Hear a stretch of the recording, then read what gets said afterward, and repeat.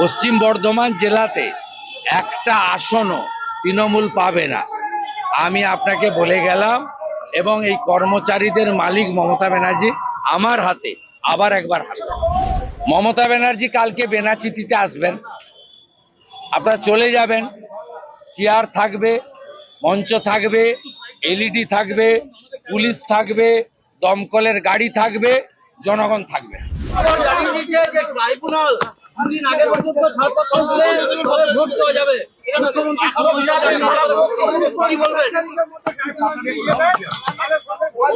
আগে ট্রাইব্যুনালের হিয়ারিং এবং তার নিষ্পত্তি করলে দেবেন, খারাপ কি বলে?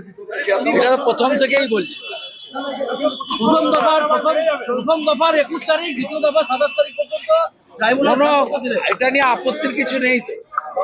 ট্রাইব্যুনাল যদি শুনানি প্রক্রিয়া নিষ্পত্তি করতে পারে এবং দুদিন আগেও নাম উঠে যদি সাপ্লিমেন্টারি লিস্ট আসে, এটা আপত্তির কি আছে?